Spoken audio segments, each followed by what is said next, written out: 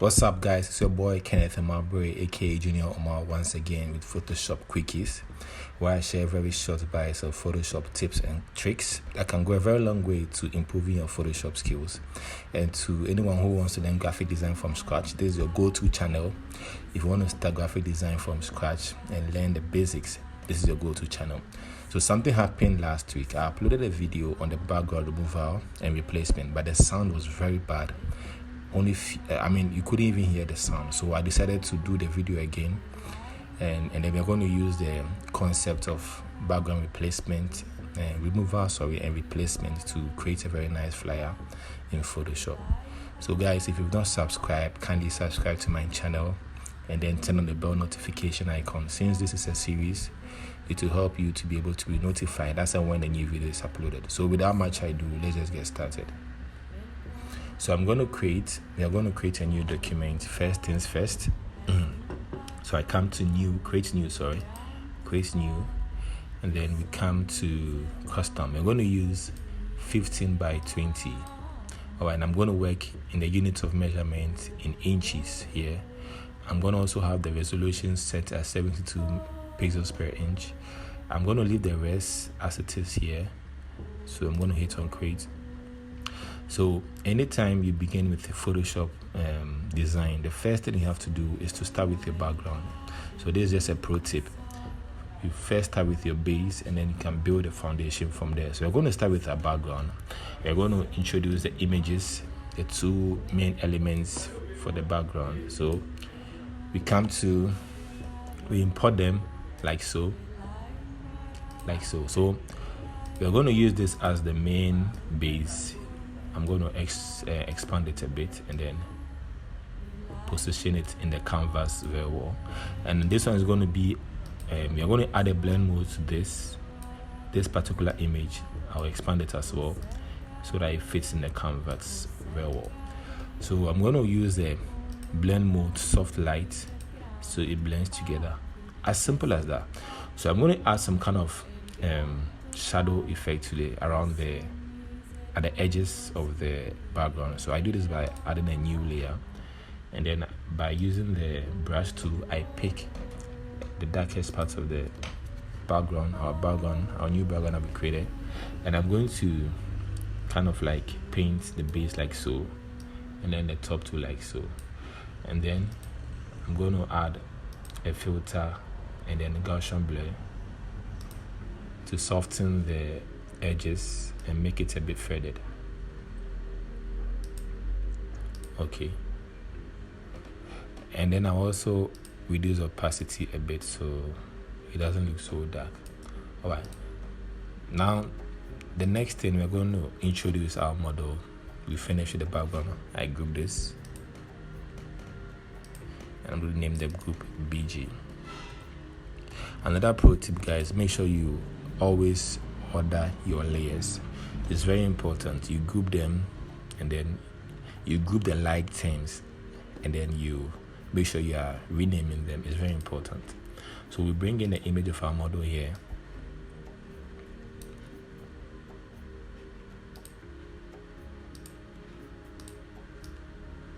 Oh, this is taking longer than expected.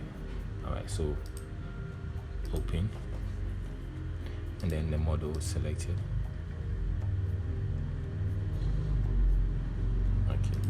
So I'm going to grab this here. Oh.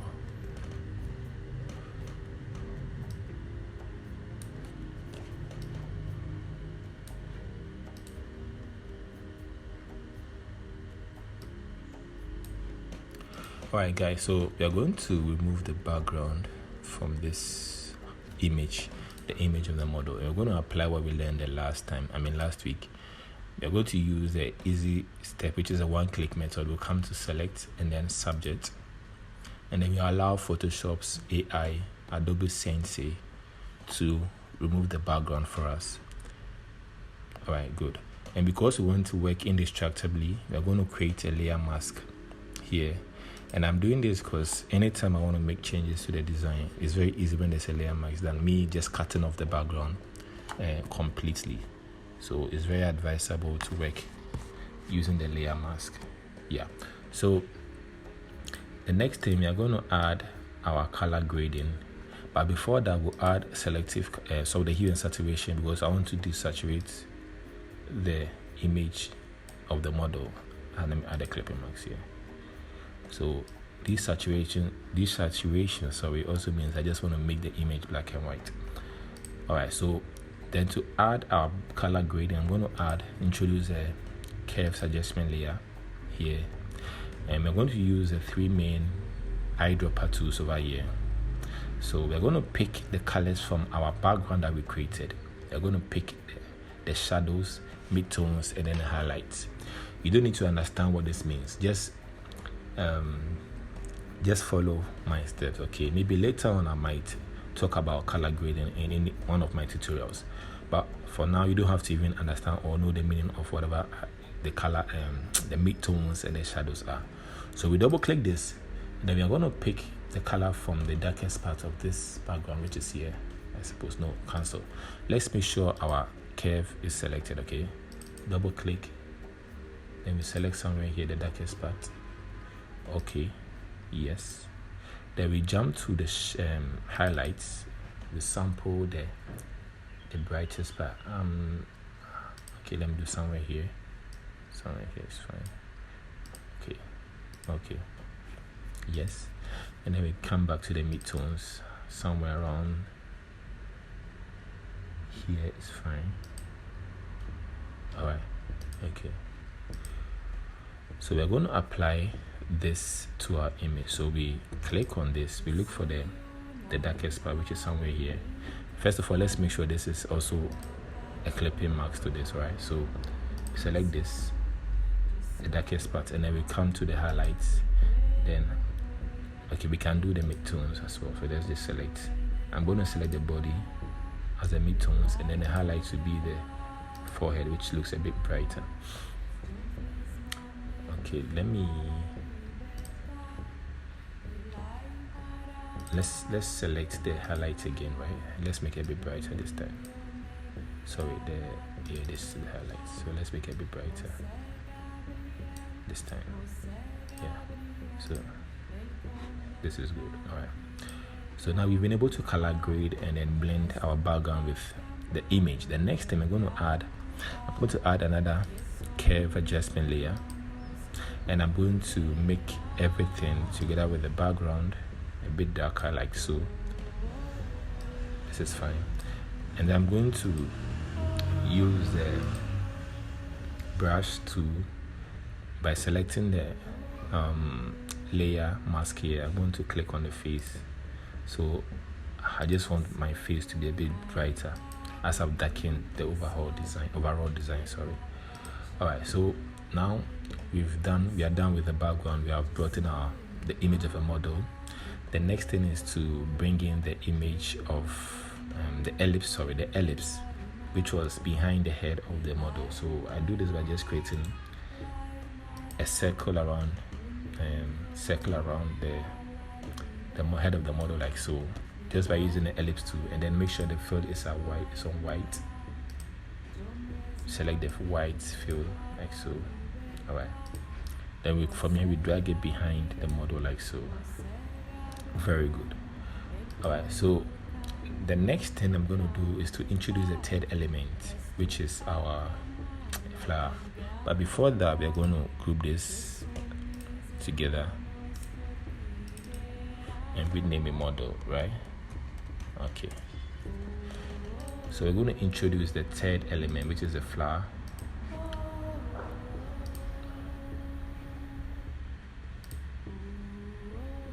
I'm not good with this. Let me see. Let's close this one.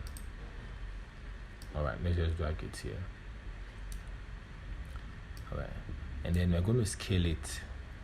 Okay, now let me just put this one here, since I'll still be using it. And then duplicate by clicking on the Alt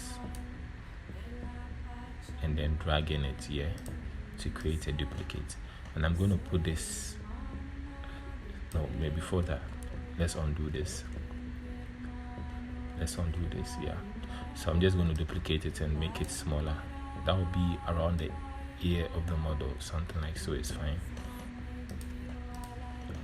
So let me reduce the size a bit. This is fine. Okay, this is fine. So I'm going to add a filter and then a blur. I'm going to use a motion blur to this. I'm going to leave it at negative 44 and then distance at 50, like so. Let me reduce this a bit. Alright, this is fine. Bring it like so. And I'm going to duplicate this power, guys, like so. Okay. I'm going to duplicate it here and do that again. Okay. Duplicate it here. Alright. So the next thing, we're going to add some sweep of lights on the image to just make the image pop. So I do this by just creating a new layer and then using the brush again, the brush tool again. I'm going to select the brightest parts.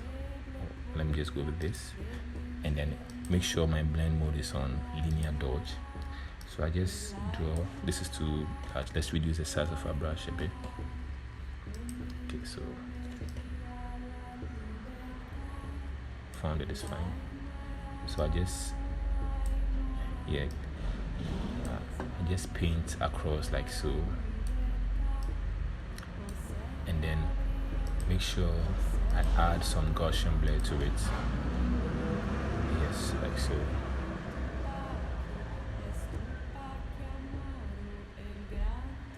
No, this is too much. I realized this was too much. So let's do this again, guys. So new layer and still reduce it a bit. Let me see, somewhere around 300 will be fine. Yeah. And then we paint something like so. Let's just do this pattern. Let's see. So we made our blend modes, linear dodge blend mode, and then we add our blur, Gaussian blur. Yeah. So let me reduce this a bit.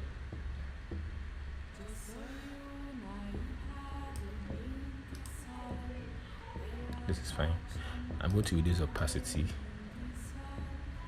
Somewhere around 90 will be fine. Okay.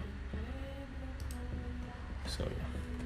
Alright, the next thing, guys, I'm going to group everything together. And then I'm going to take a screenshot of the whole design by clicking Alt, Control, Shift, and then E. So I'm going to add some camera raw effects to this. So I come to camera raw. So because we want our image, the image of the model especially to pop, we're going to add some details. But before that, we'll add, let me just play around with the exposure and then the contrasts. And then we come to texture and then clarity. Then we come down to the detail section. Then we also add some sharpening and then add some noise reduction. Okay, then I'm satisfied with what I have here, so I click on OK. So I can compare the two and see the changes we have here. So that's how important camera raw filter is. So there are a lot of things I can also do to this design. I can add some texture to it. I can add alright, so let me just add how do you call it? I'm going to add some grain effect to this. I'm going to click on a new layer.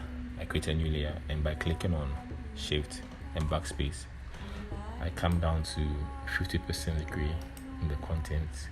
Okay. Then I come to filter, noise, add noise, and then make sure it's on Gaussian and the monochromatic. Okay. I'm going to use the blend modes. I'm going to choose soft lights and then reduce opacity somewhere like so. It's fine. Alright. So guys, we've come to the end of this tutorial. So this is how I create very simple posters and flyers in Photoshop. I hope this tutorial can go a very long way to helping you to also create new things. It's been your boy Kenneth Omabray, aka Junior Omar, with Photoshop Quickies. I'm going to see you next time, next week, same time next week. Have a great week. Bye bye.